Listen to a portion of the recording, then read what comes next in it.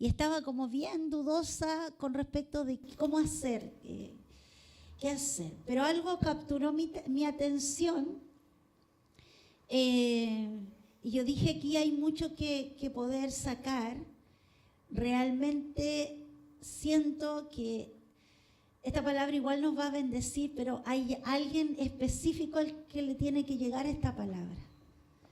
Y yo espero que el Espíritu Santo sea ministrándonos a cada uno, ¿sí? Yo le voy a pedir, sí, que en una parte práctica de esta palabra usted pueda, ojalá, tener un papel y una lapicera, y el que no trajo se consigue, ¿ya? Porque usted va a anotar nombres ahí al final, ¿ya? Va a ser importante eso. Y vamos a orar al Señor, vamos a pedirle su bendición al poderoso Espíritu Santo. Gracias te damos, Espíritu Santo, porque tú eres quien nos bendice. Tú eres, Señor, quien abre nuestro entendimiento y nuestros corazones.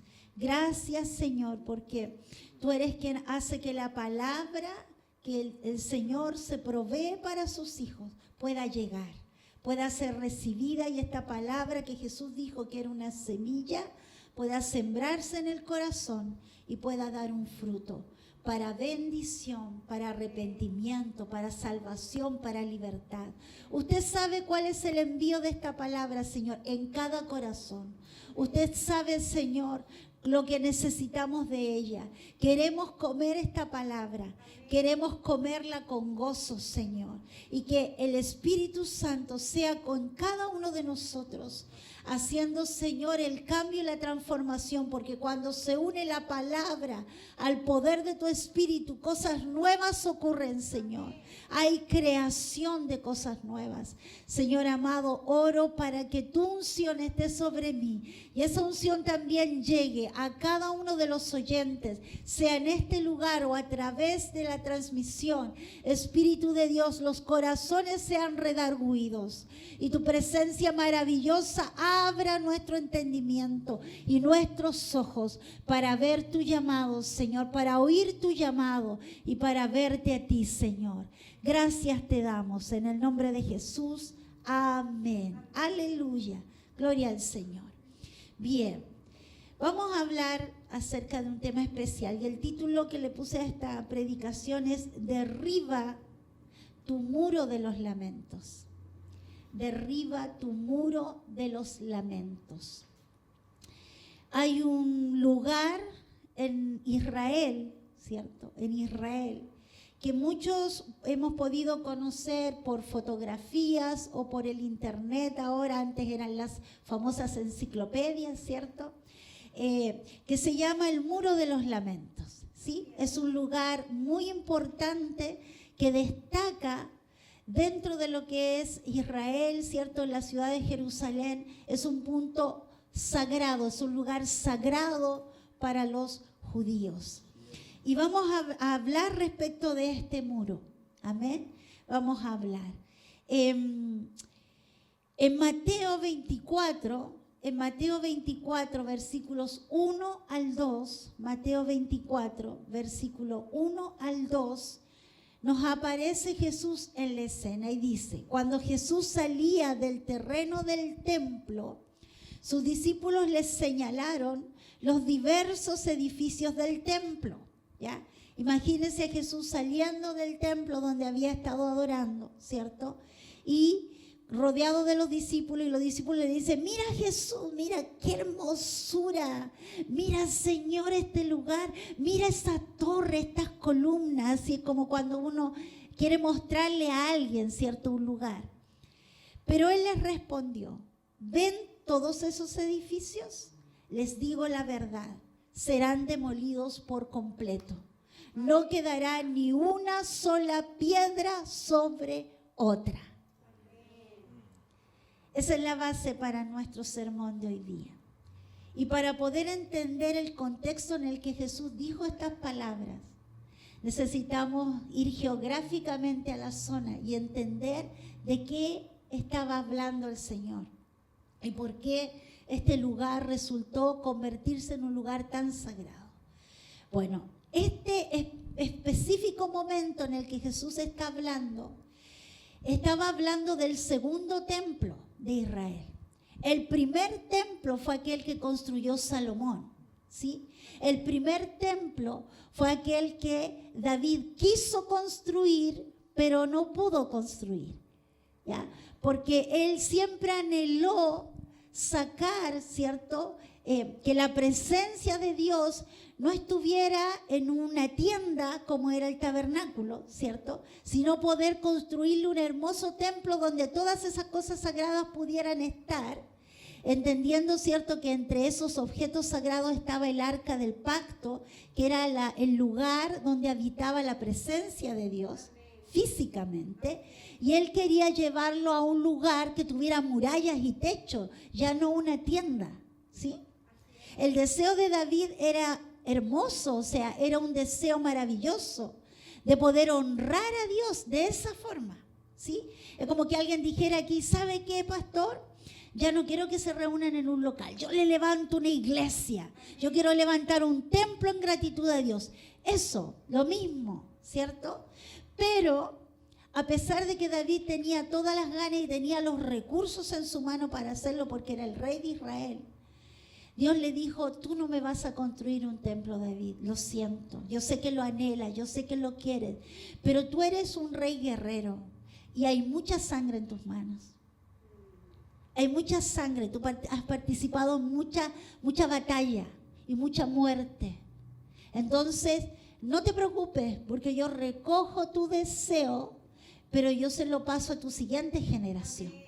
Y tu hijo Salomón será quien me construya el templo. Yo pienso que igual David debe haber sentido pena en su corazón de no ser él, ¿cierto? Pero ¿sabe lo que hizo? Dijo, bien, bien, Señor. Y él lo que hizo fue que preparó todo el material que iban a necesitar.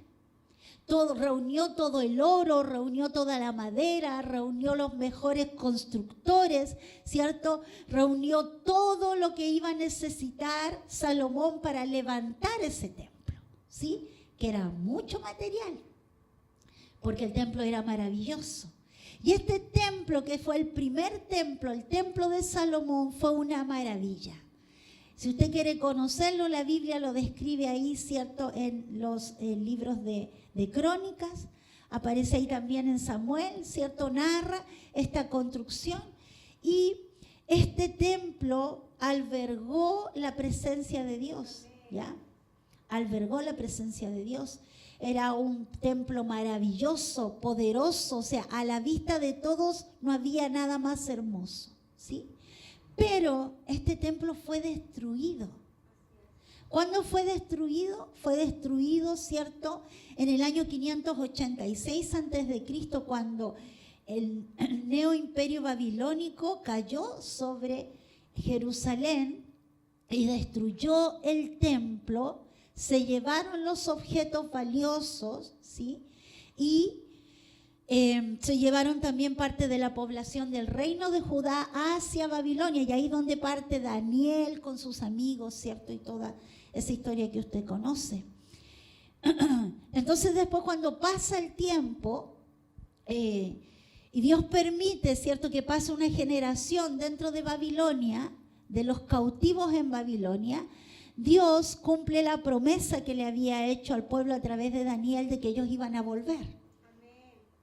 Que iban a retornar, ¿ya? Y cuando ellos retornan, ¿cierto?, ahí aparece en escena Nehemías, ¿sí?, bajo ya el reinado del imperio persa. Ya los babilonios habían sido conquistados por los persas.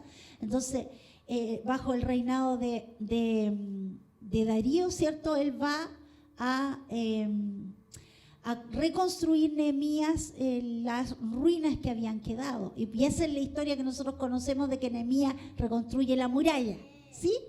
Estoy haciéndole como una memoria para que usted entienda de qué periodo estamos hablando. Entonces, se levantaron las murallas, pero el templo estaba destruido, y eso tardó en levantarse nuevamente. Bajo el gobernador Zorobabel se logró levantar un templo, pero era muy modesto. era un templito, comparado con el otro que habían tenido, era un templo chiquitito, ¿ya? Pero lo levantaron con mucho esfuerzo. Bueno, posteriormente a eso, ¿sí? En la historia, cuando Roma conquista, ¿cierto?, la zona de Palestina, había un rey llamado Herodes el Grande, ¿sí? Y Herodes el Grande, como quedó para reinar la zona de Palestina, quiso congraciarse con sus súbditos, con los palestinos, ahí estaban los judíos, ¿cierto? Quiso congraciarse con ellos y dijo, les voy a hermosear su templo, ¿ya? Para que tengan un lugar donde adorar, ¿cierto? Para que tengan un lugar donde hacer sus sacrificios, todo. Él era un rey muy poderoso.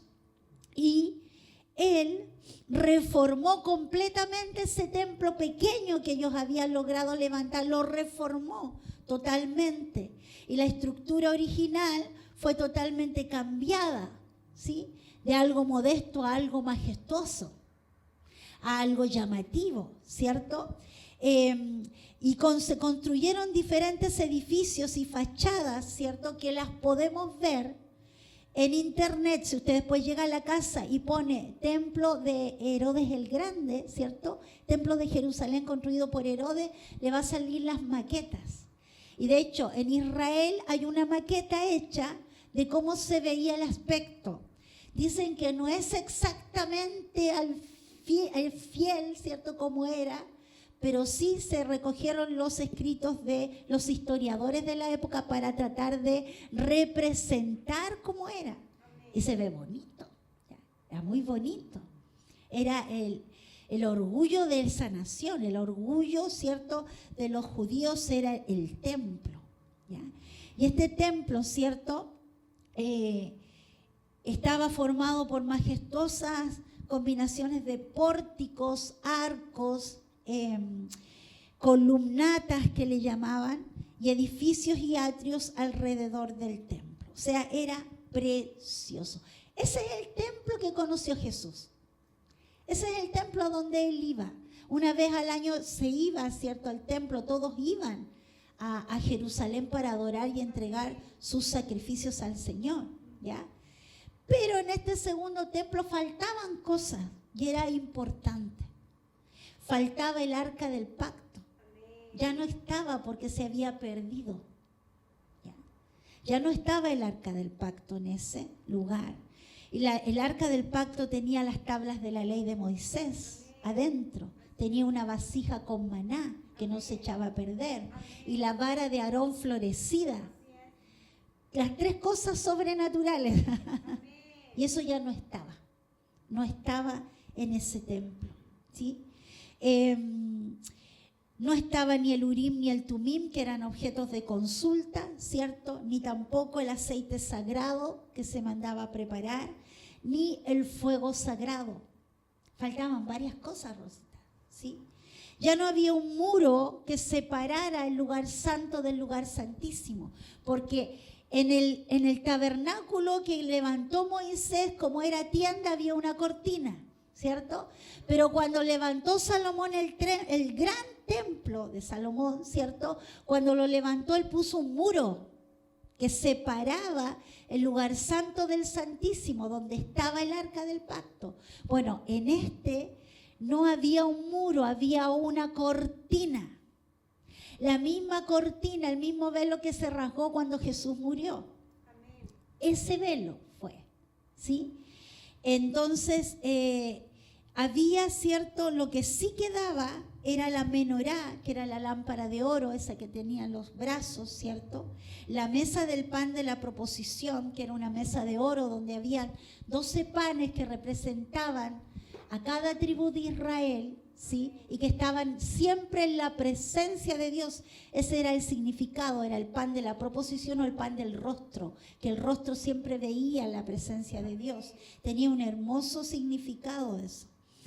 El altar de oro del incienso también estaba, y los incensarios de oro también estaban, y algunos vasos que habían sido traídos desde Babilonia de vuelta al templo, ¿ya? Había, reemplazando el arca del pacto, había una piedra Esa le llamaban la piedra fundacional, ¿ya? Era una piedra original de ahí, del lugar. La piedra fundacional, que otros le llamaban la piedra angular, ¿sí? Y esa piedra tenía un orificio y ese orificio comunicaba, ese orificio, es que es todo como muy simbólico, ese orificio en una de las esquinas que traspasaba la piedra, seguía hacia abajo, hacia la tierra, se metía en cavernas y llegaba a fuentes de agua subterráneas. Todo tenía un símbolo. Y ese lugar, ¿cierto? Allí, una vez al año, entraba el sumo sacerdote y ponía el incensario con el incienso sobre esa piedra en el día del Yom Kippur, cuando ellos celebraban el perdón, ¿sí? Eso todavía se hace. Ya, todavía se sigue celebrando eso. Ahora, no había en ese templo y carecía de lo más importante, que era la Shekinah, que es la morada o presencia divina, ¿cierto? Asentada de Dios. Y también carecía del Ruach HaKodesh, que era el Espíritu Santo, que sí estaban presentes en el primer templo de Salomón. Entonces, a pesar de que ellos levantaron un templo, no era el mismo. No era exactamente el mismo, ¿cierto? Ahora, podemos entender cuando Jesús le dice a la samaritana, ¿sabes qué, mujer? Llegará el día y ahora es, en que ya los hombres no adorarán ni irán a un lugar, ¿cierto? Donde digan, allí está la presencia de Dios, sino que la presencia de Dios morará en cada uno de sus hijos. Por eso que empiezan a tomar sentido las palabras de Jesús. Y Él dijo, ven todo esto maravilloso, porque los discípulos se asombraban. Todos los que llegaban a conocer ese templo se asombraban de su estructura, de su arquitectura, de lo hermoso que se veía. Y Él dijo, sí, miren, todo esto, ¿lo ven? Ustedes están asombrados de su arquitectura, pero yo les digo, esto va a ser derruido. Esto va a ser derrumbado. No va a quedar piedra sobre piedra de este lugar. ¿Qué habrá estado tratando de decir el Señor? Bueno, entendemos que Él estaba hablando proféticamente de su cuerpo, ¿cierto? De su vida. Él iba a ser destruido en esa cruz del Calvario por llevar el pecado, ¿cierto? Iba a ser destruido, ¿sí? Muchas veces Él dijo, de hecho le dijo a muchos fariseos, les dijo, mire, ustedes ven este templo, en 3 días yo lo puedo levantar de nuevo. Decía, está loco, si se demoraron años en levantarlo. ¿Cómo en 3 días? Él estaba hablando de su resurrección. Amén. ¿Sí? Amén. Entonces, todo tiene un significado.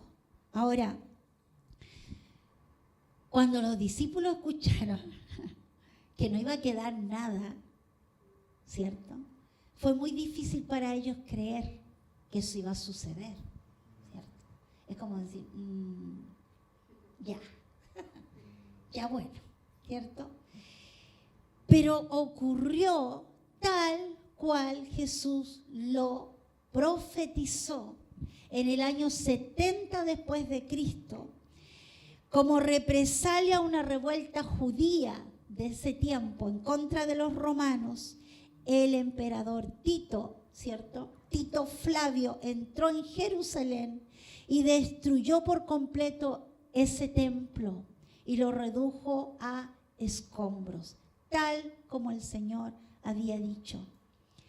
Ese hecho marcó la vida del pueblo de Israel, marcó la vida de los judíos. Lo que nunca pensaron que podía ser posible ocurrió.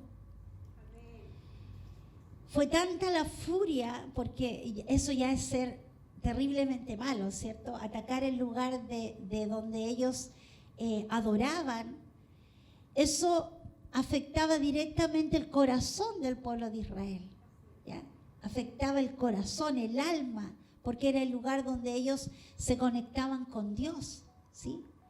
Entonces, pero este emperador, ¿cierto?, entró para destruir, Tito Flavio.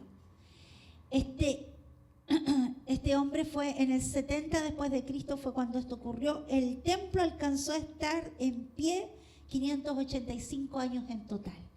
Fueron los años que duró ese segundo templo, 585 años. En la actualidad, ¿qué queda de ese templo? Ya no queda el templo en sí, solo queda un muro de contención. Y ese es el famoso muro de los lamentos. Ese es el famoso muro donde los judíos, ¿cierto?, porque es un lugar sagrado para ellos, van y lloran por la destrucción de su templo. Lloran y ponen sus plegarias para que sea reconstruido. Si usted ve ciertos videos turísticos, por ejemplo, cuando te invitan, vaya y visite Israel y todo, y tú ves a muchos judíos que están, ¿cierto?, con sus sombreros, muchos están con la kipá, ¿cierto?, están vestidos de negro, con sus barbas y están haciendo así, inclinándose delante del templo. Ese es un ritual que ellos hacen. Ahí es donde lloran porque perdieron su templo. Ahí es donde ellos lloran.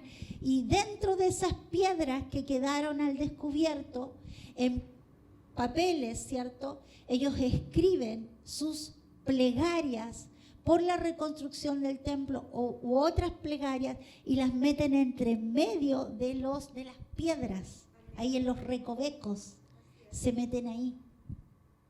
Y se supone que al ponerlas ahí, Dios las oye. Esa es su creencia. Y de hecho a los turistas los invitan a escribir, si ellos quieren pueden también poner. Una vez al año se toman todos esos papeles, no se queman ni se botan porque ellos son súper respetuosos, ¿cierto? Los toman y los entierran en el Monte de los Olivos, donde supone que oró Jesús. Allí los entierran.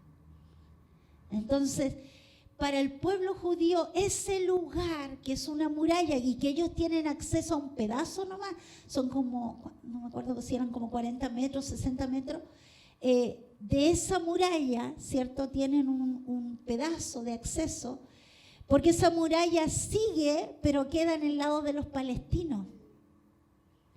Queda en el área donde están las mezquitas de los musulmanes, entonces ellos no cruzan para allá, entonces se quedaron con un pedazo. Y todos los días se ve ahí a los judíos haciendo esas rogativas, el muro de los lamentos. Ellos lamentan la pérdida de su antiguo triunfo y de su gloria anterior. Los judíos siguen lamentando haber perdido la gloria que tuvieron en un momento. Y eso para ellos es muy triste, es muy trágico, ¿sí? Este muro de los lamentos puede representar tu propio muro, tu propia construcción. Todos nosotros en algún momento levantamos un muro de lamentos, un lugar en donde nosotros lloramos. Un lugar donde nosotros recordamos que antes nos iba bien.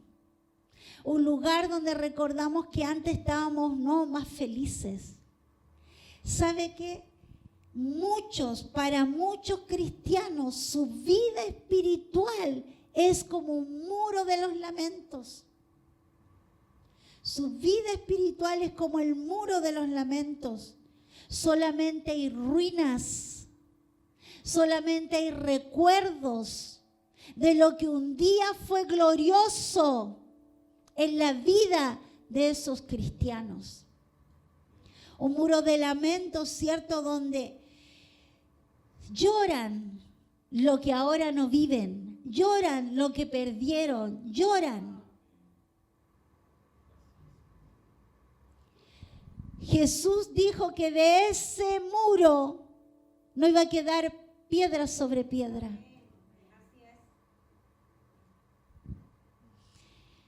Apocalipsis 2, versículos 2 al 5. Apocalipsis 2, versículos 2 al 5. Dice: el mensaje a la iglesia de Éfeso. Yo sé que usted lo ha escuchado un montón de veces, pero estamos en este contexto. Yo sé todo lo que haces. He visto tu arduo trabajo y tu paciencia con perseverancia. Sé que no toleras a la gente malvada. Has puesto a prueba las pretensiones de esos que se dicen ser apóstoles, pero no lo son. Has descubierto que son mentirosos. Has sufrido por mi nombre con paciencia sin darte por vencido.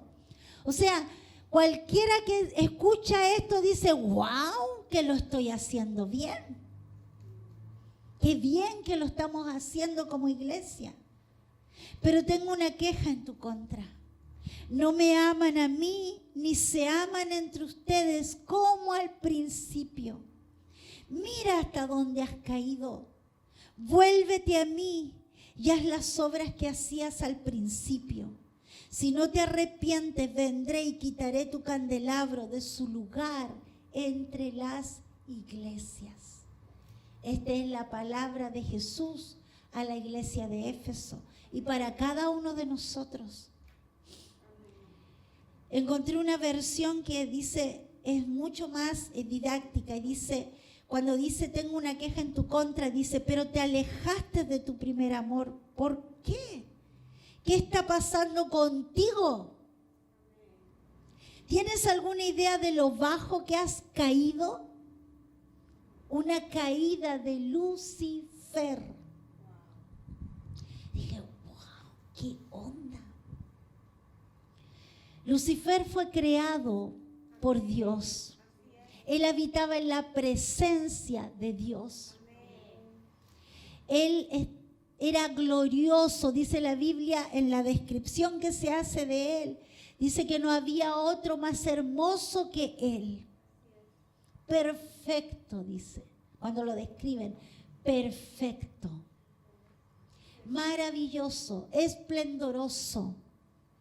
Los estudiosos dicen que cuando él caminaba, sus alas sonaban y lo que salía era música, porque él adoraba en la presencia de Dios. Pero en un momento, en algún momento de su vida, él sintió que no se le estaba dando la misma importancia o la debida importancia por su alto rango. En algún momento algo le pasó que dijo, ¿y por qué yo no? ¿Y por qué yo no puedo gozar un poquito de esa gran adoración si tiene tanta Dios? Y eso fue avanzando, porque ya después no fue esa pregunta, después fue, ¿por qué no puedo tener un trono y sentarme al lado de Dios? La caída de Lucifer, él empezó bien, pero terminó mal. Él empezó bien en la presencia de Dios, pero por lo que nació en su corazón, el resultado fue ser expulsado de la habitación de Dios, de la presencia de Dios, despojado de su asignación en el cielo. La caída de Lucifer. La iglesia de Éfeso tenía muchas cosas buenas y podían decir, no, si nosotros aquí no dejamos pasar ninguna doctrina que no sea bíblica. No, si nosotros estamos todos, ¿cierto?, peleando por sacar el reino adelante. Somos pacientes y perseverantes, pues. Pero el Señor le dijo, eso no me vale. Porque lo que está motivando tu corazón para hacer la tremenda iglesia no es el amor a mí, ni el amor a tus hermanos. La caída de Lucifer cae de lo más alto hasta lo más bajo.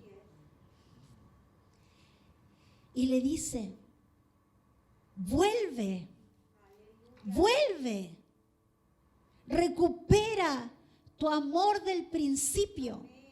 No hay tiempo que perder. No hay tiempo que perder. ¿Están despiertos tus oídos? Escucha. Escucha las palabras.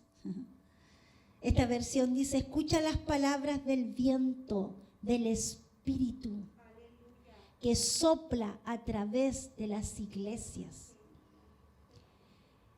Estoy a punto de llamar a cenar a cada conquistador. Estoy ofreciendo un banquete de frutos del árbol de la vida. Una cena arrancada del huerto de Dios. Eso es lo que Dios tiene preparado para la iglesia de Éfeso, si vuelve a Él. Eso es lo que Dios tiene preparado para nosotros. Si volvemos nuestro rostro a Él y si volvemos a ponerlo a Él como el amor más grande que podemos retribuir, al mayor, al más alto, al más poderoso, al número uno en nuestra vida. Y si empezamos a amarnos entre nosotros, qué maravilloso. El templo de Herodes era el orgullo. Y hoy día tenemos muchas iglesias que pueden ser el orgullo de la comunidad, el orgullo de una ciudad, el orgullo de una nación. Jesús dijo, los ven bonitos, lindos, preciosos, pero no quedará piedra sobre piedra. Duras las palabras del Señor. Porque estamos entendiendo que la iglesia la conformamos nosotros. No las paredes. Se ven lindos. Tienen lindos discursos. Mueven mucho a la gente, mucha masa. Todos podrían alabarlo y podrían aplaudirlo. Pero en el corazón dejaron de amarme a mí y de amarse entre ustedes. Y esa es la queja del Señor. Lo peor es que la condenación es, apúrate. Apúrate, vuelve a mí. Reconoce, arrepiéntete, porque estoy en camino de tomar tu luz y sacarla de entre las iglesias. Y que nadie se acuerde más de ti. ¡Wow! ¡Qué tremendo! ¡Qué tremendo! ¿Qué derribó tu vida espiritual? ¿Qué derrumbó la comunión que tenías con Dios, la que tenías al principio? ¿En qué negocio de la vida te enredaste, iglesia? Que dejaste de amar a Dios por sobre todas las cosas y de amar a tu prójimo como a ti mismo. ¿Qué cosa viviste que hizo que perdieras la comunión fuerte que en un principio tuviste con el Señor?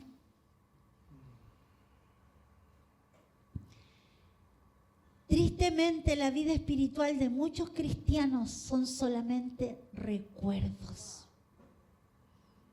Oh, si cuando yo conocí al Señor, yo hacía esto, iba y hacía campaña y me metía en una aldea, en un pueblito, íbamos en caravana y eran salvos y predicaba de un cerro. ¿Y qué te pasó?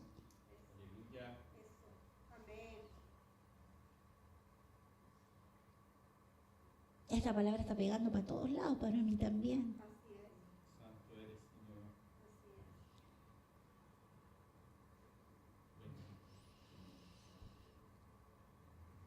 Conocimos al Señor y nos enamoramos de Él. Todo era para Él. Y sabe que cuando, discúlpeme que sea autorreferente, pero en el momento en que uno realmente conoce al Señor y se vuelve realmente el Señor, siempre a mí el Señor me prende como una ampolleta cuando lo que yo sentía en ese tiempo lo empiezo a dejar de sentir. Yo recibí al Señor a los 9 años, pero fue a los 25 cuando realmente lo llamé Señor. Cuando realmente bajé la cabeza y dejé que Él me gobernara y que Él hiciera conmigo lo que quería hacer. Entonces, cuando algo está pasando en mí y empiezo a perder un poco y como empieza a como a chisporrotear la ampolleta, el Espíritu Santo prende una alarma y me devuelve ese tiempo. Yo creo que el Espíritu Santo tiene que devolvernos a todos nosotros a ese tiempo. Mira, no importa si tenías, no sé, 9 años, o tenías 12, o tenías 15. No importa en el momento que te llegó la buena noticia de salvación. Yo estoy segura que algo te pasó. Algo pasó en tu corazón. Algo comenzó Dios a hacer. Viste la vida con otros ojos. Empezaste a sentir el amor por primera vez, un amor puro. Dios empezó a liberarte, empezó a romper tus cadenas, empezó a abrirte una senda para que caminara. ¿Y cómo te sentías tú? Feliz, feliz, feliz. El gozo no se aguanta. Y uno quiere que los demás se sientan tan feliz como uno. Y está dispuesto a hacer todo por Cristo. Hasta las cosas más locas. Dispuesto a pasar frío, a andar tarde en la noche, a trabajar como mula, no importa. Si era por Cristo, todo, todo, Señor, todo por ti. ¿Y qué nos pasó? ¿Qué pasó? ¿Qué pasó que ahora uno dice, no, es que primero tengo que hacer esto, no, es que eso es más importante esto, no, es que esto ya no, sí, pucha, Señor, ¿sabes que me duelen los huesos ahora? ¿Qué pasó? Por eso el Señor dice, oigan, ¿qué les pasó? ¿Tienes idea del bajón que te estás pegando? ¿Tienes idea de la caída que estás manifestando? Es la caída de Lucifer. Te está pasando lo mismo. Por eso yo te digo, vuélvete, vuelve. Vuelve a hacer las cosas que hacías al principio. Porque esas cosas que hacías al principio estaban con la motivación correcta. A eso es lo que el Señor quiere hacerte volver. A la motivación correcta. A lo mejor ahora partiste, ¿cierto? Como cualquier hermano, a lo mejor ahora eres diácono. A lo mejor ahora eres maestro. A lo mejor ahora tocas un instrumento, ¿cierto? No significa que el Señor te dice, deja todo eso, no. Sigue avanzando, pero con la motivación correcta en tu corazón. Amándome a mí por sobre todas las cosas y amando a tu hermano.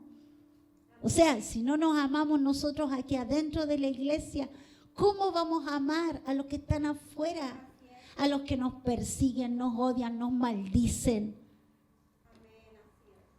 Es imposible. Entonces, para muchos la vida espiritual es solamente recuerdos de los días gloriosos en los cuales servían al Señor. Cuando tenían una relación personal con nuestro Dios, que habían edificado, ¿cierto?, una relación con la lectura de la Biblia diaria, con la oración, con el congregarse. Que ahí es donde uno realmente se afianza y se fortalece. Es cuando estamos juntos. Es cuando podemos confiar en que hay otro para apoyarnos y que nosotros podemos apoyar al que está débil, cuidarnos los unos a los otros, preocuparnos de nuestras necesidades. Es en la iglesia donde se da esa dinámica del amor al prójimo. Aquí aprendemos a aceptarnos, aquí aprendemos a entendernos, todos diferentes, pero todos hermanos en la fe. Y esto que sucede aquí hay que llevarlo para afuera. ¿Qué fue lo que pasó? Cuando todos salían juntos en familia a la iglesia, ¿qué fue lo que pasó? ¿Qué circunstancia, qué cosa ocurrió, qué persona influyó para que hoy día esas cosas sean del pasado, sean las ruinas de tu muro de los lamentos? Yo cuando preparaba esto, yo oraba y decía, Señor, haz que descubramos cuál es el punto. Muchas veces creemos que son los demás y somos nosotros mismos. Le echamos la culpa a los hijos, le echamos la culpa al marido, le echamos la culpa al tiempo y somos nosotros. Porque si usted quiere hacer algo, usted lo hace. Si a usted le importa algo, usted lo hace. No importa lo que tenga que suceder, pero lo hace. Entonces yo le decía al Señor, revélanos qué es lo que pasó. Revélale a tus hermanos, a los que están por ahí, porque yo estoy seguro que hay alguien que esta palabra va específico. ¿Qué pasó? ¿Qué es lo que te sucedió? ¿Qué persona entró en tu vida? ¿Qué decisión tomaste? ¿Qué perdiste? Lo que tuviste al principio. Y hoy día solamente te queda la ruina. La ruina donde te lamentas y donde te quejas todo el día y donde pones al Señor ahí y dices, pucha Señor, tú no me ayudas, pucha Señor, tú no cumples tu promesa, pucha Señor, pucha Señor. Y es pura queja. Y el Señor te dice, ya pues vuélvete al principio. Cuando yo era el todo de tu corazón, cuando era lo más importante para ti. La demanda y el reproche de Dios es súper clara. Han dejado su primer amor. Dejaron de amarme como al principio. Dejaron de amarse entre ustedes. Lo que antes fue algo lleno de mucha bendición, lo que antes era un gozo, hoy solo son ruinas, escombros. Solo recuerdos de lo que un día fue una vida cristiana fructífera, una vida cristiana en crecimiento.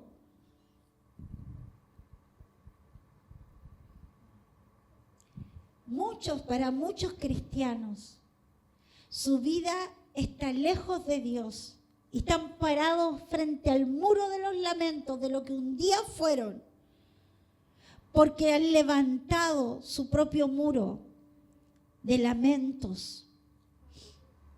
En Jeremías 17:13 dice, oh Jehová, esperanza de Israel, todos los que te dejan serán avergonzados y los que se apartan de ti serán escritos en el polvo, porque dejaron a Jehová manantial de aguas vivas. Otra versión dice, oh Dios, tú eres la esperanza de Israel. Todos los que te dejan acaban como necios, desertores sin nada que mostrar en sus vidas, que se alejan de Dios, fuente de aguas vivas, y acaban muertos. Hay muchos que en un momento fueron parte de una iglesia. Muchos servían, muchos predicaban el evangelio, oraban por los enfermos y sanaban. Salían a predicar y se llenaban de gozo de hacer eso. O cantaban o tocaban un instrumento para el Señor. Y hoy día de nuevo están parados en un muro de lamentos.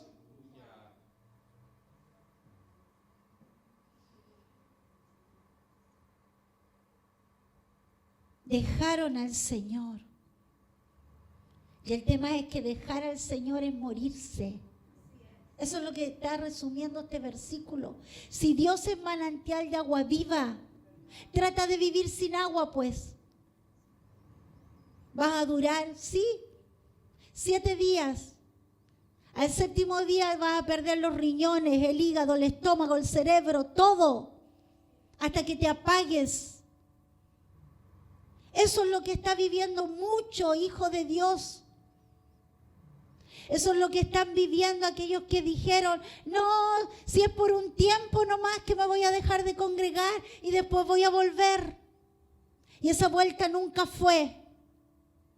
Están muertos espiritualmente, sin agua viva de parte del Señor. Dice que serán avergonzados. A ningún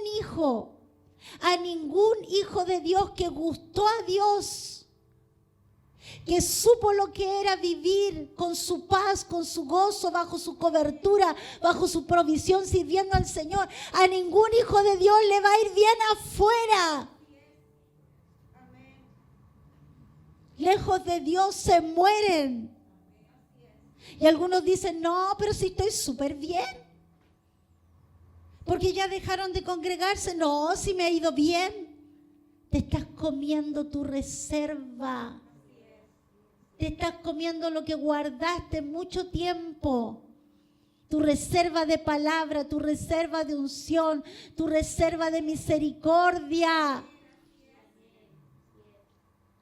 Alguien una vez tuvo un sueño y veía a alguien que en un momento se congregó y lo veía comer zapallo, zapallo, zapallo. Y no entendía por qué veía comer zapallo a ese hermano. Cuando me llegó el sueño yo lo entendí. El zapallo es la misericordia. Porque a Jonás Dios hizo que brotara una calabacera y le hiciera sombra por pura misericordia. Y ese hombre comía y comía zapallo, tenía la boca llena de zapallo, pero ya le quedaba un pedacito para comer. Se estaba terminando la misericordia de Dios. No me venga con cosas. Si usted se aleja del Señor, usted se muere. Se muere. Es imposible, porque es imposible que le vaya bien lejos de Dios. El Señor dice, sería mejor que nunca me hubieras conocido. Mejor te iría. Este texto dice que jamás nos va a ir bien lejos de Dios. Y apartarse del Señor y de sus caminos y de su iglesia es una mala decisión. Pésima. Y uno como hijo de Dios, o como pastor, o como hermano en la fe, tiene la responsabilidad de decirle, oye, estás loco, estás loca, estás equivocado, jamás te va a ir mejor. Y no es porque uno lo esté maldiciendo o le esté deseando que le vaya mal, no, es que la palabra de Dios dice. Porque Jesús dice, yo soy la vid verdadera y ustedes son parte de mis ramas. Y si esa rama se corta, perdóname, pero hay que tener sentido común para saber que esa rama, aunque esté llena de hojas, incluso tenga colgado un racimo, se va a secar. Se va a secar lejos del Señor. Muchos, ¿cierto? Muchos no vuelven. Y uno dice, pero ¿por qué no vuelve? Si ya quedó ya se destruyó la vida. Es tan triste después de encontrarse o saber qué le sucedió a tal hermano, a tal hermana. Se separó el matrimonio, quedó sin pega, ahora está metido con otro, anda con otra, los hijos se desbandaron. ¿Qué quería que pasara? ¿Que le fuera bien? Y hay muchos, ¿cierto?, que simplemente no quieren volver. Dicen, ay, no, es que me da vergüenza. Vergüenza debería haber tenido el día que dijiste, ¿saben qué? Me voy a dar una vuelta y después vuelvo. ¿Por qué se mantienen lejos del Señor? ¿Por qué siguen esgrimiendo excusas? Muchos no regresan porque han levantado un muro de lamentos, una muralla llena de quejas, llena de murmuración, llena de piedras de crítica. Han edificado un muro con piedras de soberbia y de resentimiento, porque al final ellos son las víctimas cuando ellos provocaron la debacle al alejarse del Señor. Han edificado un muro que no los deja volver porque es mejor quedarse ahí mirando el muro y quejándose. No es que esto es culpa de los pastores. No es que la hermana no me visitó. No es que el hermano nunca cumplió su promesa. No, es que la iglesia me quedaba muy lejos. No, es que imagínate a la hora que se van a congregar. Y es mejor quedarse ahí en lo que ellos construyeron. Un muro de queja, de murmuración. Y parados en su orgullo. Muchos han levantado esos muros. Viven lamentándose de la hipocresía de los hermanos, de las malas actitudes de los servidores, del mal testimonio de, entre comillas, todos los cristianos, si todos son iguales, de la indiferencia de los pastores y de los líderes de la iglesia. Hay excusa para todo. Han levantado un muro de lamentos que los mantiene lejos del Señor y de su iglesia. Y viven lamentándose, quejándose de todo lo que tenga que ver con la iglesia del Señor. ¿Te has encontrado con esas personas que tú le quieres decir algo del Señor? No me hables de la iglesia. No me hables de los pastores porque son todos ladrones. Están parados en su muro. En el muro de la crítica, de la murmuración, del resentimiento, en vez de estar humillados hasta el suelo.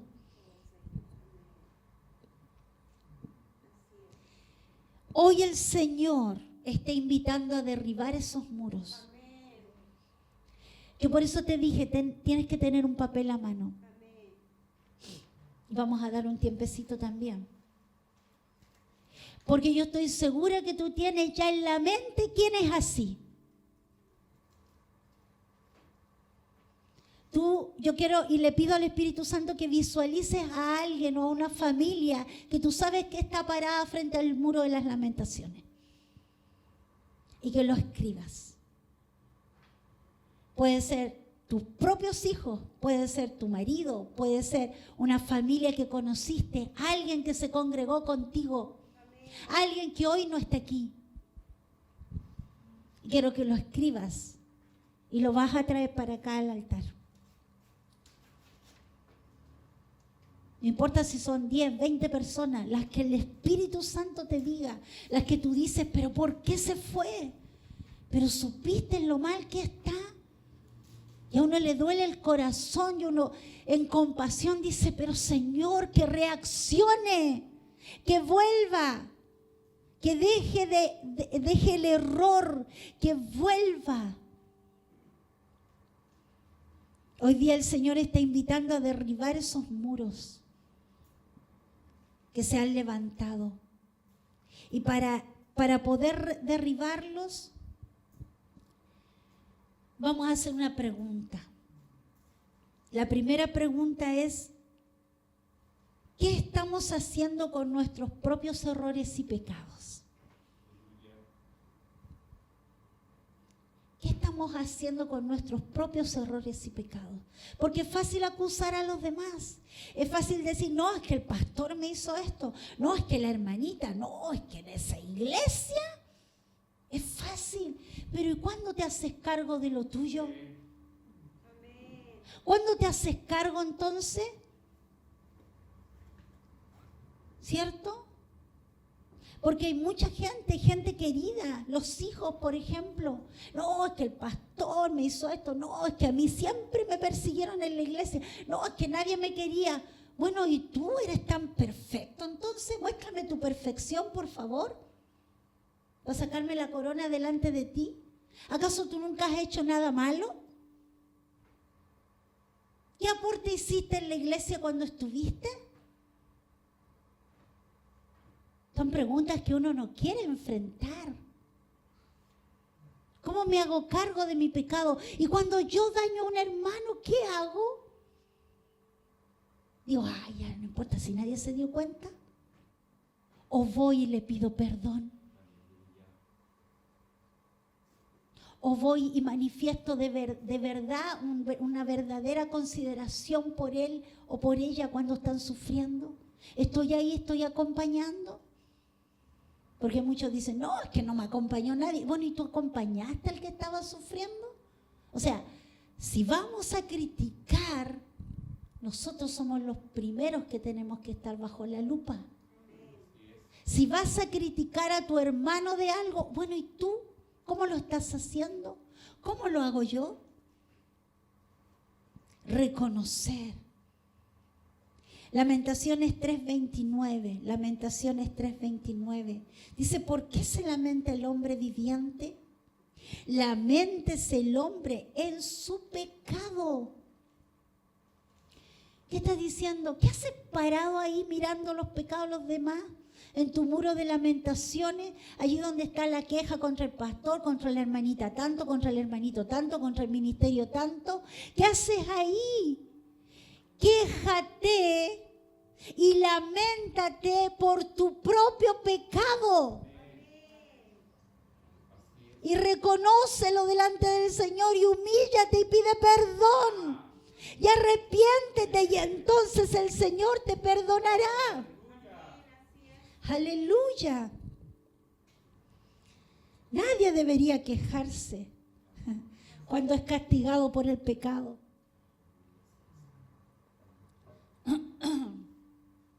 Nadie debería quejarse cuando recibe el pago de su pecado. El otro día yo comenté una noticia que hubo de un asalto, creo que fue fue hace varios días, un asalto. El famoso de los carabineros que le iban a robar la patrulla. Y el carabinero reaccionó y mató a uno de los delincuentes. ¿Cierto? Y yo le puse me gusta. Me gusta. Y un amigo de hace mucho tiempo, a quien estimo mucho, somos hermanos en Cristo, puso, ¿en serio te gusta? Entonces yo entendí hacia dónde iba. Y yo le escribí después, explico por qué puse me gusta. Porque en su ley nomás murió, pues. O sea, es imposible que el hombre no se haga cargo de su responsabilidad. Si vas a asaltar a alguien, entonces tienes que tener por lo menos puesto en la mente que te pueden matar. Y vas a tener la justa consecuencia de tu maldad. Eso. ¿Tenemos nosotros conciencia de que si pecamos merecemos castigo? Hemos aprendido harto acerca de la ley y de la gracia. Pero no podemos abusar ni de la ley ni de la gracia. Porque si somos pecadores, dice la Biblia que Dios es fiel y justo para perdonarnos. Si nos arrepentimos, por más hijos que seamos de Dios, necesitamos arrepentirnos de nuestro pecado. ¿Qué estamos haciendo? Sí, es verdad que puede ser una realidad que lo que te hizo alejarte de Dios y levantar tu muro de lamentos es que te hicieron mucho daño. Es que los pecados de tu prójimo te estorbaron. Los pecados de los hermanos de la iglesia, de los pastores, de los diáconos, del maestro, de todos, ¿cierto? De toda la congregación. Y por eso finalmente levantó ese muro y se alejó. Y por eso no quiere nada con la iglesia y nada con el Señor.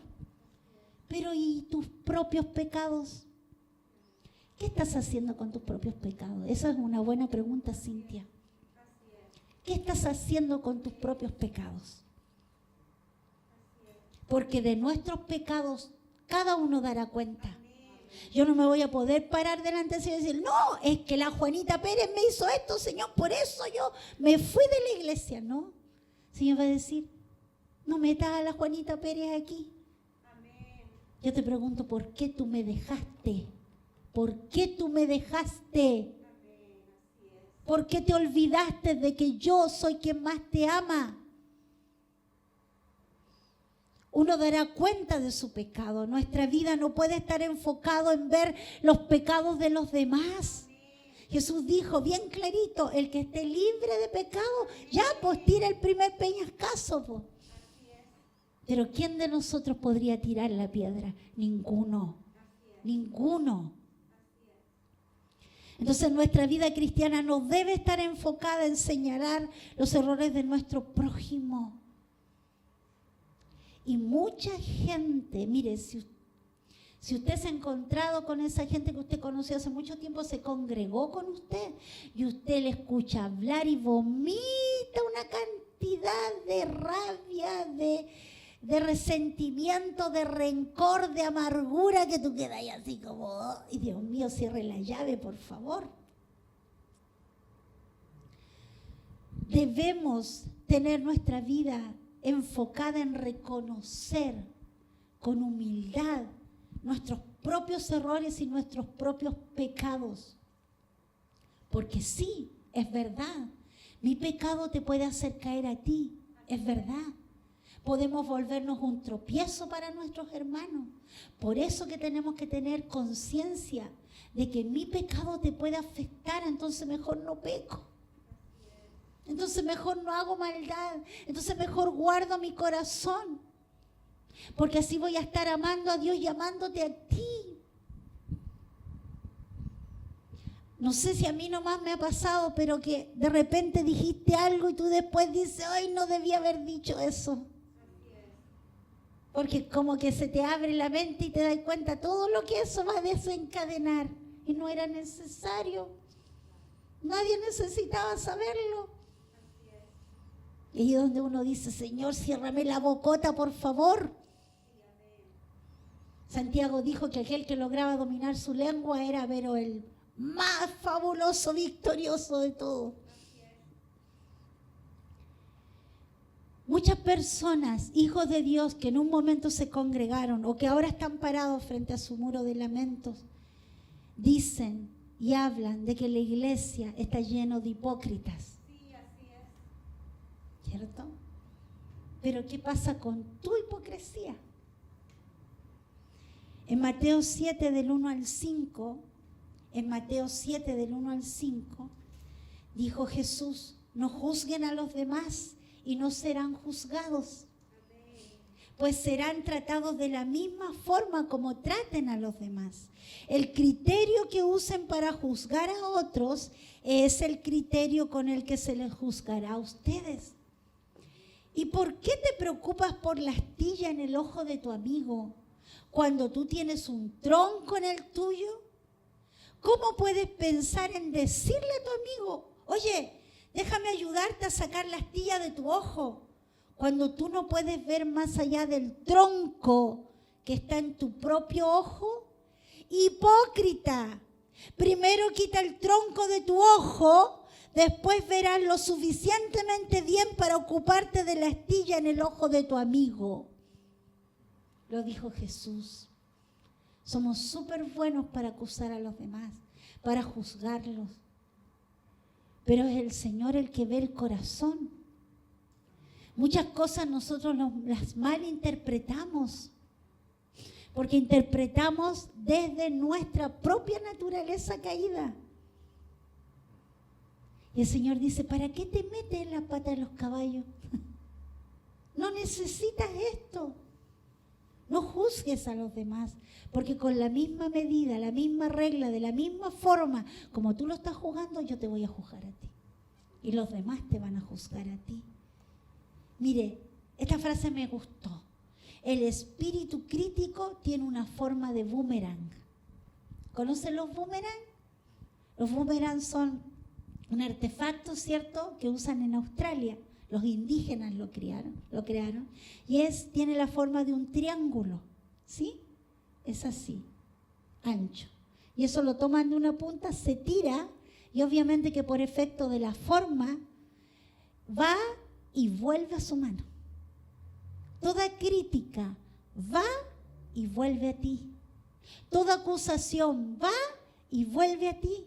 Todo juicio que tú haces va y termina volviendo a ti. Por eso que Jesús dijo, no hagan eso. No juzguen ustedes a los demás, para que no sean juzgados. Puede ser que muchos digan, no, es que nos alejamos del Señor por los pecados ajenos, que todos son unos hipócritas. Pero ¿quién nos puede ayudar con nuestros propios pecados si no es nuestro Dios? Tenemos que dejar de lamentarnos, ¿cierto?, por los pecados ajenos y empezar a reconocer nuestros pecados. Debemos dejar de alejarnos de la iglesia porque vemos hipocresía en los demás y de hacernos cargo de nuestra hipocresía. Dejar de ser criticones constantes, dejar de ser desinteresados con los demás en el sentido de no darles importancia, de ser indiferentes, ¿cierto? También hay que arrepentirse de eso. Y por último, una segunda pregunta. ¿Cómo está la vida espiritual de tus hijos y de tu familia? ¿Cómo está la vida espiritual de tus hijos y de tu familia? Mire, en Marcos 10, del 13 al 14, está el famoso pasaje donde los niños eran llevados donde Jesús. Hay una versión que dice: la gente le trajo niños a Jesús con la esperanza de que pudiera tocarlos. Los discípulos los ahuyentaron, pero Jesús estaba furioso y se los hizo saber: no alejen a estos niños, nunca se interpongan entre ellos y yo. Estos niños están en el centro mismo de la vida del reino. Fíjense en esto: a menos que acepten el reino de Dios con la sencillez de un niño, nunca entrarán. Luego, tomando a los niños en sus brazos, puso sus manos de bendición sobre ellos. Muchos cristianos, al levantar ese muro, ¿saben lo que hicieron? Alejaron a sus familias del Señor. Muchos, al alejarse de Cristo, al alejarse de la iglesia, arrastraron a sus niños pequeños, arrastraron a sus jovencitos, arrastraron a sus esposos o esposas y los alejaron de la fuente del agua viva. ¿Usted cree que el Señor no se los va a demandar? Claro que sí. Si en esta escena dice la Biblia que Él se indignó, otra dice que se enfureció, otra dice que se levantó, ¿cierto?, airado por esto, enojado, totalmente ofendido, porque estaban apartando a los hijos de Dios. ¿Usted cree que eso no sigue vigente? Claro que sigue vigente, pues. Si por causa de nuestra mala actitud, si por causa de nuestro muro de quejas, de lamentaciones, de hipocresías y de pecado, llegamos a entorpecer a nuestras generaciones, ¡ay de nosotros! ¡Ay de nosotros! Yo sé que hay muchos padres y madres que lo han dado todo por los hijos, que les han sembrado la palabra, que han sido fieles, han sido constantes, y de repente les llegó el cuarto de hora a los cabros y se mandaron a cambiar. Usted no es responsable de ellos. Dios no se lo va a demandar. Pero si fue por tu culpa, arréglatelas con Dios, por favor. Pídele perdón al Señor. Si es porque vieron algo malo en ti, tú necesitas pedir perdón. Jesús dijo: si alguno de estos pequeñitos se ve estorbado por ustedes, mejor les sería que le ataran una rueda de molino, una piedra de molino en el cuello y que lo lanzaran al mar. Así de categórico, así de tremendo. Muchos cristianos han levantado su propio muro de lamentos en contra de la iglesia, pero no se dan cuenta que alejar a sus hijos y alejar a su familia de los caminos de Dios es la peor decisión que como cristianos se pueda tomar. Alejar a nuestros hijos de los caminos del Señor significa acercarlos al mundo, entregarlos al mundo. Y en los caminos del mundo anda alguien, nuestro enemigo, siempre buscando a quien puede devorar. Y los jóvenes son presa fácil y apetecible. Primera de Pedro 5, del 8 al 9 dice: estén alertas. Primera de Pedro 5, 8 al 9. Estén alertas, cuídense de su gran enemigo, el diablo. porque anda al acecho como un león rugiente, buscando a quien devorar. Manténganse firmes contra él y sean fuertes en su fe. Otra versión dice, mantengan la cabeza fría, manténganse alerta. El diablo está a punto de saltar y nada le gustaría más que atraparte durmiendo la siesta. Mantén la guardia alta, aférrense firmemente a la fe. Ese muro de lamentos que han levantado, ¿cierto?, afecta la vida espiritual de los hijos y de la familia. Como padre o como madre, deberíamos animar a los hijos a buscar más de Dios. Pero al final terminamos sirviéndoles de tropiezo. Y en vez de servirle al Señor en esta tarea de que sean rescatados, estamos sirviéndole al diablo. Estamos siendo útil a sus propósitos de alejar a los hijos, de alejar a la descendencia de Dios. Entonces, no podemos quedarnos detrás de ese muro de los lamentos que han levantado. Tenemos, ¿cierto? Y tienes que derribar ese muro. ¿Cómo se derriba? Volviendo al Señor. Volviendo al Señor. Arrepintiéndonos de todo lo malo que hemos hecho. Arrepintiéndonos de haber dejado el primer amor. De haber dejado, ¿cierto?, de amarlo a Él por sobre todas las cosas y de amar a nuestro prójimo. De haberlo sustituido con algo, con alguien. Debemos arrepentirnos, debemos volver con la familia a congregarnos con constancia, pero no hay que esperar más. Es tiempo de derribar el muro de los lamentos y todas las excusas que hay para volverse al Señor. A lo mejor usted está aquí mismo, a lo mejor usted es parte de la iglesia, pero en su casa ya levantó un muro de murmuración, de queja, de crítica. Y en vez de aportar, aportilla. En vez de ayudar a la unidad, divide. En vez de ser apoyo, viene para destruir la unidad. Mire, 2 de Samuel 22:30. 2 de Samuel 22:30 dice, contigo desbarataré ejércitos y con mi Dios asaltaré los muros. Es con la ayuda de Dios que podemos derribar ese muro.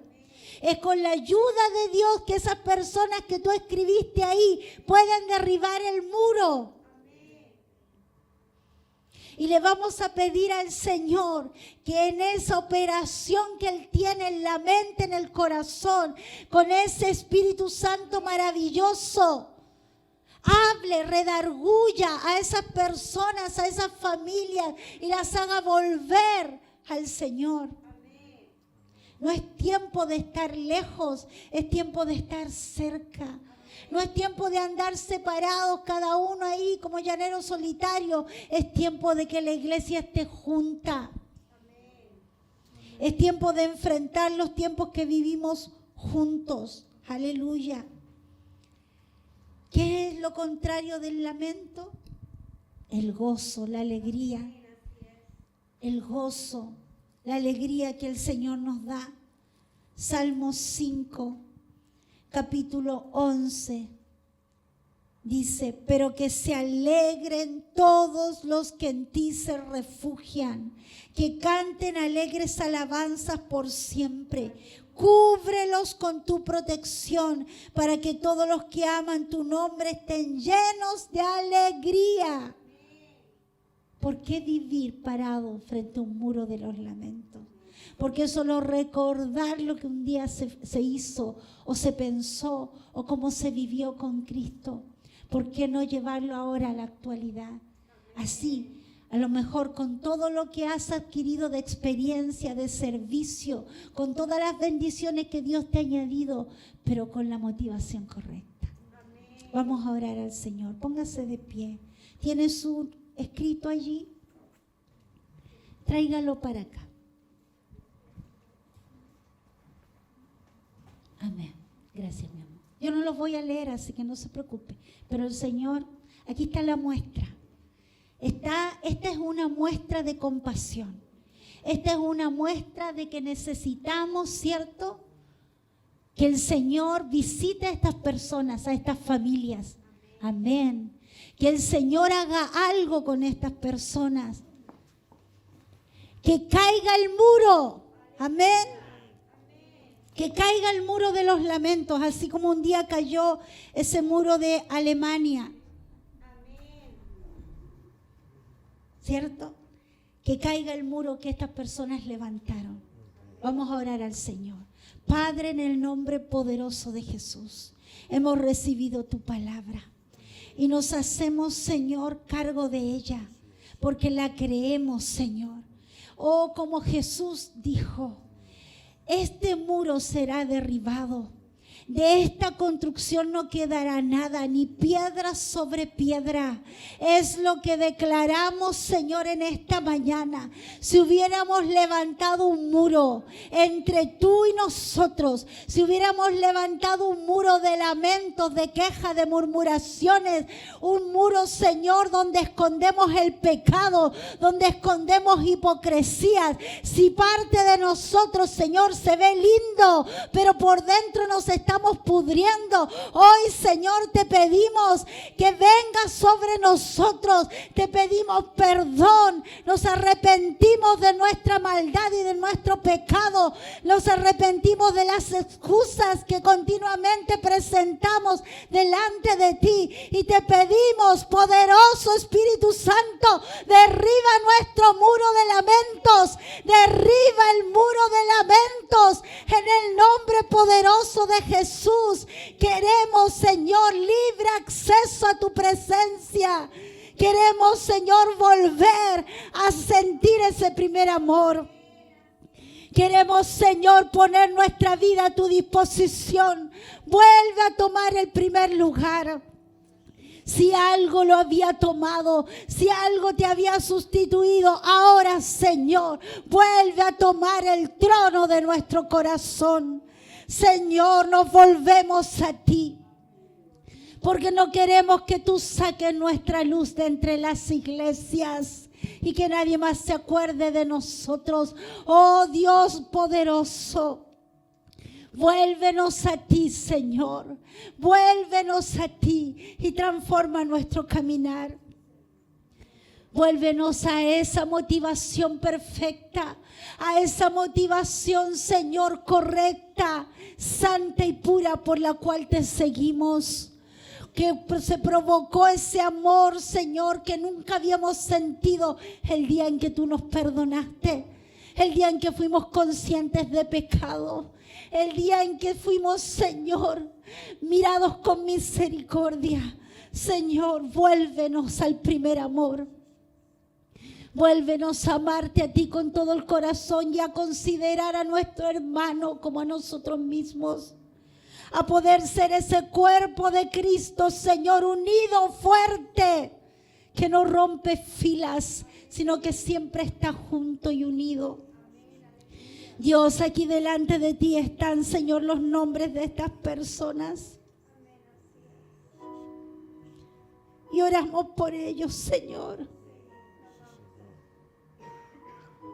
Oramos por ellos, por aquellos que en algún momento conocimos, Señor, y fueron de tanta bendición para nuestra vida, pero hoy se han alejado de ti.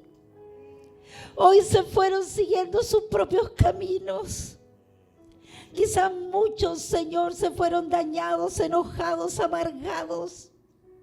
No entendieron lo que significaba vivir en iglesia, no entendieron lo que significaba ser parte de tu cuerpo. Dios mío, ten misericordia de ellos. Aquí hay hombres, mujeres, niños, familias. Sus nombres están aquí, Señor. Enviamos al poderoso Espíritu Santo para que les visite a cada uno y los traiga de vuelta a ti. Que los traiga de vuelta a ti, Señor. que sean conmovidos en sus espíritus y sus almas, y que puedan entender que lejos de ti no hay nada bueno, lejos de ti no hay vida, porque tú eres la fuente de la vida. Los manantiales de la vida están en ti, Señor. Oramos por todos aquellos que por su tosudez afectaron a sus familias. Tantos niños, Señor, que no pudieron seguir congregándose. Tantos pequeños que fueron arrancados de una casa espiritual por la tontería de sus padres, por la tosudez de sus padres. Señor, rescátalos por amor de tu nombre. Vuélvelos a ti, Señor. Jesús, Jesús, Jesús, ten misericordia. Porque ha habido mucha necedad en el corazón de tus hijos. Hemos querido ignorar, Señor, a propósito, ignorar tu palabra y pasarla por alto, Señor. Y como decía tu palabra, si hay algo de que lamentarse es de nuestros pecados, Señor. Habla sus corazones, Señor. Habla sus vidas. Háblale, Señor. Destapamos los oídos espirituales para que entre tu voz, el llamado de amor, el llamado del Padre, Señor, llegue a sus corazones, a sus mentes. Abre sus ojos para que te vean a ti, Señor. Oh Dios, derriba los muros de lamento. Derriba esos muros, Señor, de rencores, de rencillas. Derriba esos muros llenos de excusas, Señor, para no rendirse delante de ti. Que no quede piedra sobre piedra, Dios. Y que puedan volverse a ti con todo su corazón, Señor. Dios, donde quiera que ellos estén, donde quiera que estén, sean interceptados, Señor, por tu Espíritu Santo, Señor. Algo poderoso está ocurriendo. Oh, Shemaraya Kaeserebai. Tú eres el viento que sopla. Tú eres el viento que sopla. Oh, Shibakaya Rabai de que Seyekibaroi. Aquellos que están a través de la transmisión, si te has alejado del Señor, vuelve rápidamente a sus pies. Él te está esperando para perdonarte y para limpiarte. Vuelve, no pierdas más tiempo. No dejes que tu corazón se endurezca. No dejes que tu corazón se muera. Reacciona, todavía tienes tiempo de hacerlo. Vuélvete a tu Señor. Vuélvete a aquel que te limpió. Él puede volver a limpiarte. Oh Dios del cielo, santo eres tú, Señor. Santo y poderoso, nos humillamos delante de tu presencia. Y te reconocemos, Señor, que sin ti nada somos. Oh Dios, que permanezcamos firmes, como decía el apóstol Pedro, porque nuestro enemigo está esperando el momento de la desconexión, está esperando el momento de la debilidad, está esperando el momento en que miremos para otra parte, para dejarse caer sobre nosotros y devorarnos, Señor. Oh Dios, afírmanos en tu fe. Oh, como tú dijiste, Señor, estén continuamente vigilantes, estén alertas, estén atentos. Oh Señor, ayúdanos a mantenernos atentos. Señor, Dios, sálvanos. Sálvanos de ser destruidos por nuestra propia maldad y nuestro propio pecado. Señor, tú eres nuestro Dios, eres nuestro Redentor. Y bajo tu amor, Señor, bajo tu amor nos ponemos, es la cobertura, Señor, y llénanos con el gozo de tu Espíritu. Porque aquellos que se refugian bajo tus alas pueden estar en paz y en gozo, con alegría de vivir, Señor, con alegría de levantarnos cada día por ti, Señor, para darte la honra y la gloria con todos los días que nos des en esta tierra y aún por la eternidad, Señor, aleluya. Tú eres el propósito mayor. Tú eres el motivo perfecto para vivir, Señor. Gracias, Jesús, gracias. Sé porque creo, y así lo creen mis hermanos también, que aquellos nombres que están aquí, algo poderoso harás y tendremos noticias, Señor, de lo que tú estás haciendo. Gracias, que tu nombre sea glorificado. En el nombre de Jesús te damos las gracias, Padre. Gracias, Padre. Gracias, Papito. Gracias. Gracias, precioso Jesús. Gracias, Espíritu Santo. Sea el nombre de nuestro Dios bendito por siempre y para siempre. Aleluya, aleluya. Amén y amén. Gracias, Señor. Amén. Alabado sea el Señor. Amén. Gracias, Señor.